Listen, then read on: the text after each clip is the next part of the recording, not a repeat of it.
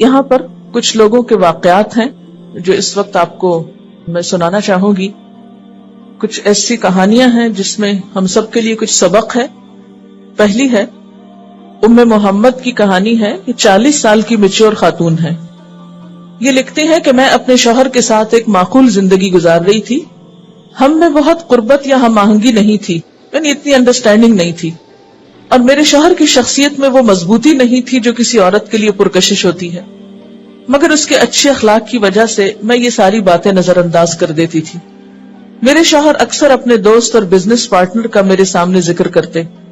اکثر اس دوست سے ملاقات بھی ہوتی. سال گزرتے گئے اور اس سے ہماری دوستی بڑھتی گئی. وہ کئی گھنٹے میرے شوہر اور میرے ساتھ بیٹھ کر باتیں کرتے.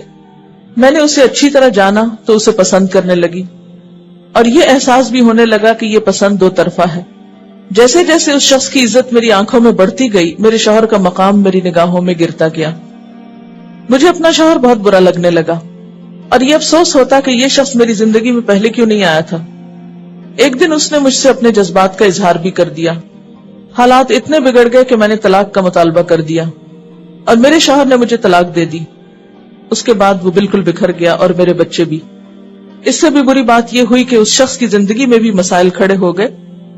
اس کی بیوی کو میرے بارے میں پتا چل گیا تو اس نے بہت ہنگامہ کیا، اور ان کی شادی شدہ زندگی بھی خطرے میں پڑ گئی. آج میں زندگی میں ہر خوشی اور امید کھو چکی ہوں. ہم دونوں کی شادی شدہ زندگیاں برباد ہو چکی ہیں، اور ہم کبھی اکٹھے بھی نہیں ہو سکتے. یہ سٹوری لی گئی ہے www.islamqa.com. شیخ محمد صالح المنجد نے یہ واقعہ بیان کیا ہے. ان کے پاس کسی عورت نے اپنا واقعہ بھیجا ہوگا. یہ ریفرنس اس لیے دے رہی ہوں کہ آپ یہ نہ سمجھے کہ میں نے کوئی اپنے پاس سے کہانی گھڑ لی.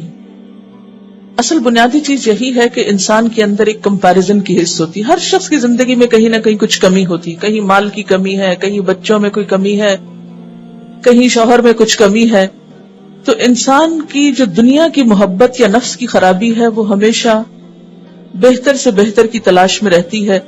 جتنا بھی مال مل جائے اس سے زیادہ، جتنے بھی اچھے اللہ تعالیٰ رشتے دے، لوگ دے، ان سے آگے بڑھ کر، یعنی نگاہوں کا کہیں قناعت پسند نہ ہونا، یہ سب کچھ اس کی خرابی کا سبب بنتا ہے. اور پھر اگر ایک عورت کا دوسرے لوگوں سے زیادہ رابطہ نہیں تو پھر صبر اور قناعت کی کیفیت بہتر ہو سکتی ہے.